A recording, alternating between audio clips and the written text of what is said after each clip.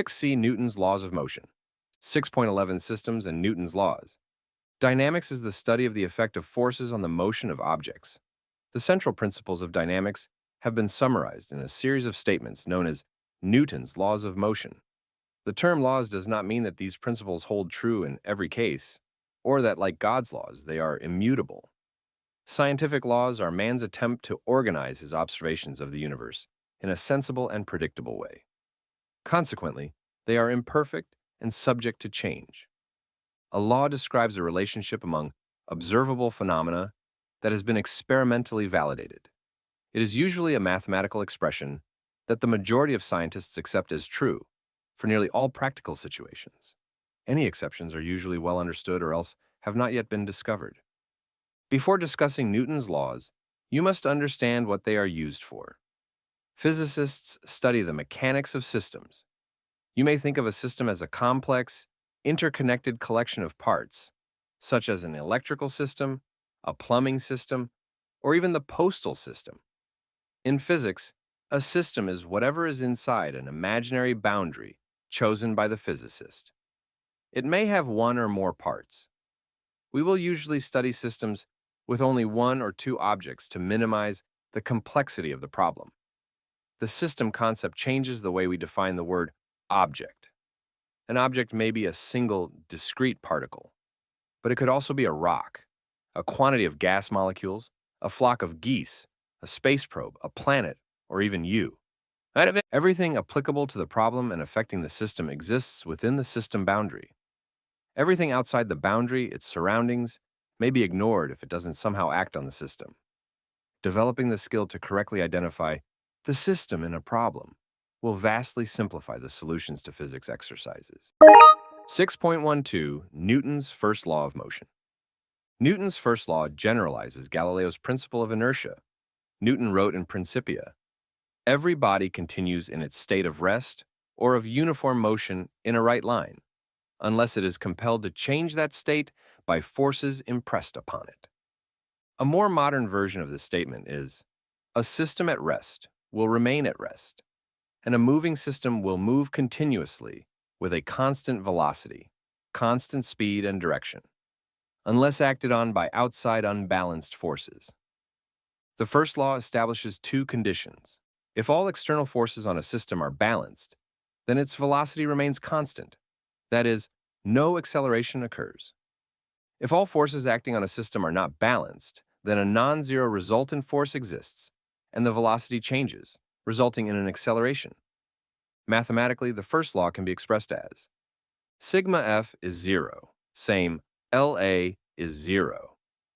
This statement means that the sum of all forces on a system is 0 if and only if the acceleration of the system is 0. An equivalent statement of the first law is sigma F is not 0, same A is not 0. The first law defines the condition of a zero-force sum on a system.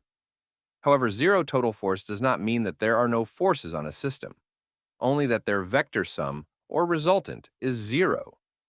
Everyday experience sometimes seems to contradict the first law of motion. For example, if you do not continue to pedal a bike, it seems to slow down and stop naturally. What causes this?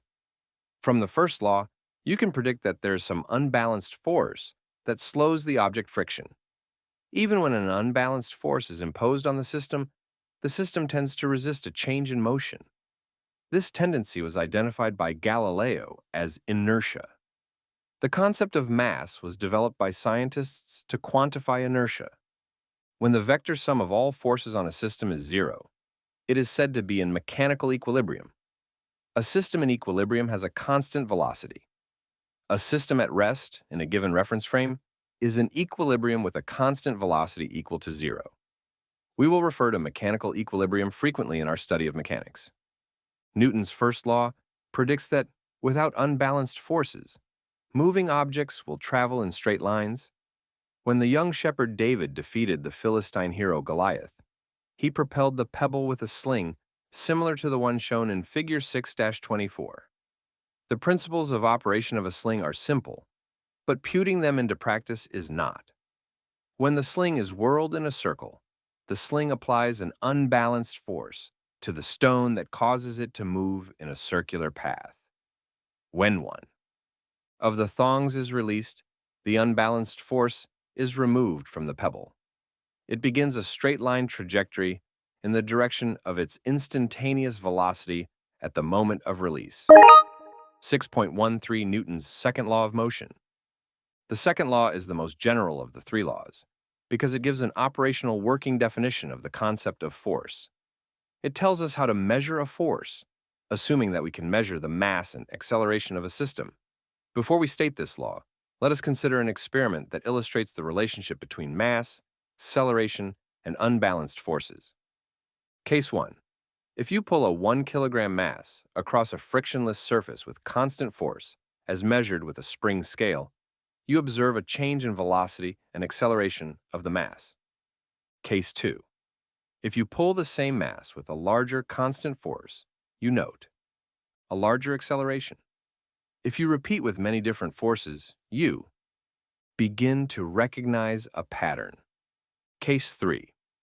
If you pull the same mass with two identical forces acting in opposite directions, you observe that no acceleration occurs since sigma F equals 0.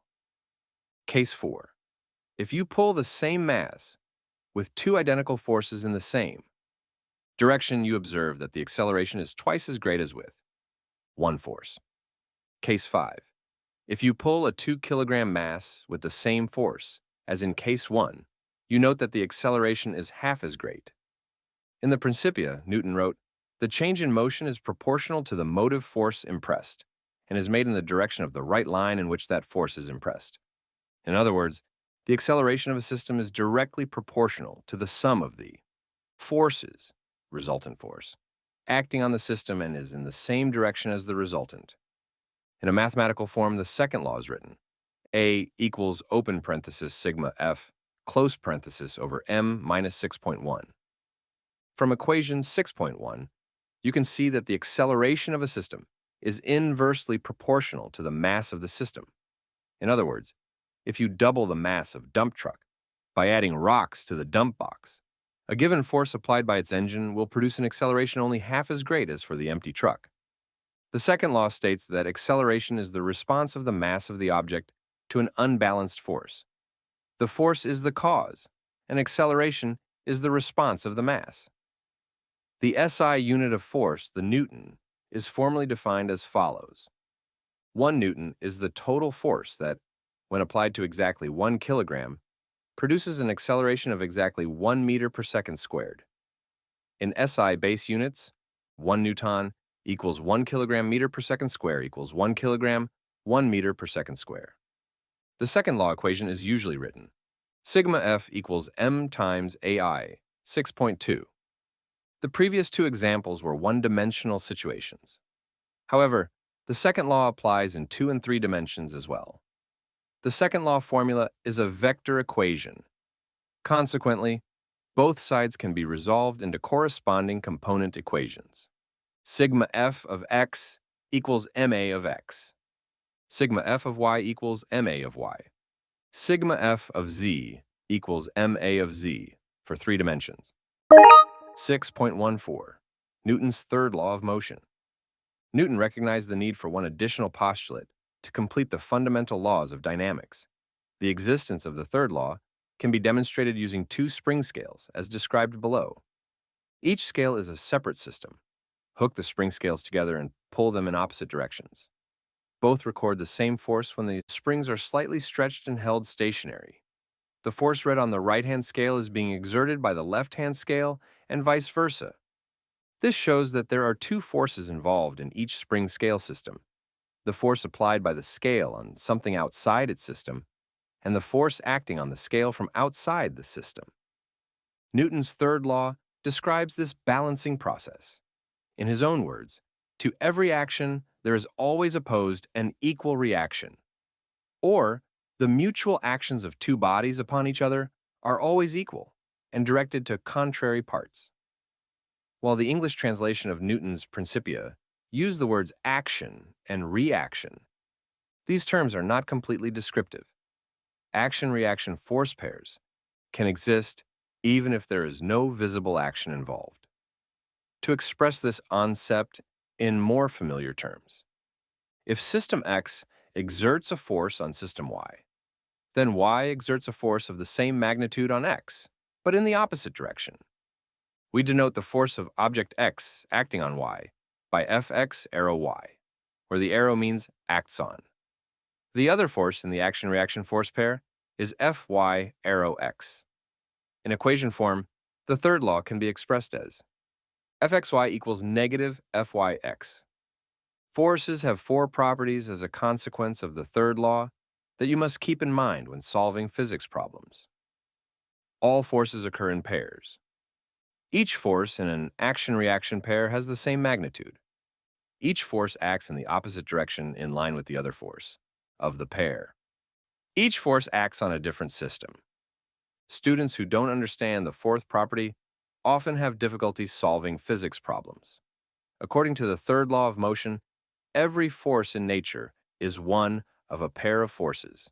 Each force of an action-reaction force pair acts on a different system. When analyzing acceleration using the second law equation, you must first isolate the system of interest, identify the action-reaction pairs, and include in your diagram only those forces that are acting on the system, not the forces that the system exerts on something else. 6.15. Using forces to solve problems. Aircraft flight requires all kinds of forces for taking off and landing. During takeoff, lift is generated by the wings as they move through the air. The faster an aircraft can accelerate, the more quickly the lift can be generated to make the aircraft become airborne. When landing, the aircraft must rapidly decelerate after the wheels touch the ground. This is normally accomplished using friction through brakes and air resistance. On an aircraft carrier, these accelerations and decelerations must happen very quickly, within a distance of a few hundred feet. Modern aircraft carriers use some exceptional machines to assist aircraft with takeoff and landing. Currently, aircraft carriers are equipped with steam catapults to launch their fixed-wing aircraft. These are long, piston-like devices installed just below the flight deck. A sliding shuttle attached to the piston sits on top of the flight deck. The aircraft's front landing gear or the fuselage is attached to the shuttle with a tow bar or bridle. A holdback device is attached to the backside of the landing gear. The holdback allows the plane to run its engines at full throttle without moving. A jet blast deflector door is raised behind the aircraft during launch to shield people and other aircraft from its engine's high-velocity exhaust. At launch, steam from the reactor plant fills the catapult cylinders, the piston pulls the tow bar, breaking specially designed link in the holdback and hurling the aircraft down the deck at more than 3.5 Gs. The plane becomes airborne as it leaves the flight deck. Recovering an airplane on an aircraft carrier relies on an entirely different machine. The pilot flies the aircraft at the right angle, speed, and altitude to touch down at a point on the deck where the tail hook of his plane can snag one of 4 arresting wires placed across the landing area. The arresting wire is needed because the landing area is just too short for the aircraft to stop using its brakes alone. In fact, the pilot goes to full power as the aircraft touches down just in case the hook misses. So he has enough speed to take off and try to land again. As the arresting wire is pulled out from 2 hydraulic friction drums below deck, the plane rapidly decelerates from 130 knots to 0 knots within a distance of less than 70 meters, 230 feet, by the fluid friction generated inside the drums. 6.16. Weight and mass. Weight. The Earth's matter mysteriously produces a measurable attraction on objects near the Earth. This force keeps your feet planted firmly on the ground. Even more mysteriously, every object produces a gravitational force on every other object in the universe. Gravitational attraction between objects is related to the distance between them as well as their masses. So small and distant objects exert far less force than massive and near objects. We will investigate gravitational theory in greater depth in Chapter 7. As we have discussed, the force of planetary gravitational attraction on an average-sized object is called the weight of the object, Fw. Weight is directly proportional to the object's mass. In equation form, Fw relate m, or Fw equals kilometers, where k is a proportionality constant with units of newtons per kilogram. If we analyze the base units associated with k, kilogram meter per second squared, per kilogram, we find that they simplify to meter per second squared, which is the unit of acceleration. Substituting the symbol a for k into the weight equation gives Fw equals am, or, after transposing the right side, Fw equals ma, 6.3, which has a form similar to Newton's second law. However, rather than describing the response of a mass to a net force, this equation assigns a value to a particular force, the weight of the object. In Chapter 3, you learn that the acceleration due to gravity for freely falling objects is g equals 9.81 meters per second, squared straight down. The local acceleration due to gravity is the response of the mass of an object to the gravitational force acting on it, its weight. It is common practice to substitute g for acceleration in the vector form of equation 6.3, Fw equals mg, 6.4. Thus, a mass of 1 kilogram has a weight of 9.81 newtons, and a mass of 10 kilograms has a weight of 98.1 newtons. Equation 6.4 is true no matter what the condition or orientation of the object. You can calculate the weight of an object using equation 6.4, even if it is not falling. The weight of a rock of mass m resting on the ground is equal to m absolute g. An object moving at normal speeds has the same weight as it does when stationary. This is not the case for objects moving at a significant fraction of the speed of light. See Chapter 27. For objects within a few thousand meters of the Earth's surface, the proportionality between weight and mass is nearly constant over the entire planet. Equation 6.4 is a vector equation. The magnitude of an object's weight vector is equal to the absolute value of mg, and the weight vector points in the same direction as the gravity vector, which is normally considered to be straight down toward the center of the Earth. The scalar component form of equation 6.4 is Fy sh mgy. There are other units for weight besides the Newton. The most familiar unit in the United States is the pound, which is equivalent to the English engineering system unit of force, the pound force lbf. 1 pound force is equivalent to the weight, measured at the Earth's surface, of a mass equal to 1 EES pound mass, lbm. None of the measurement units based on the EES commonly used in the United States are approved by NIST for use with SI units in scientific research. We will normally avoid using EES units in this textbook. Massachusetts. The method for measuring mass should be familiar to you from other science courses. A typical mechanical high school balance is a seesaw-like device that compares the force of gravity on an unknown mass to the force on known masses. A mass balance would not work in orbit, where there is no apparent gravity. Depending on the type of balance, the known masses may be individual calibrated masses, or, more commonly, sliders on a calibrated arm. When the known masses are adjusted in order to align the balance at the zero index mark, the sum of the known masses must equal the unknown mass. Other kinds of instruments can measure mass. Electronic scales measure the weight of an object and digitally display the corresponding mass based on equation 6.3. Trace amounts of unknown substances in a sample of matter can be identified from their characteristic molecular masses using a mass spectrometer. This instrument accelerates charged atoms or molecules using a known force in a vacuum chamber to determine their masses. Some of the force measuring instruments mentioned in Section 6b can be configured to measure mass as well. Several mass measuring instruments are pictured in Figure 634.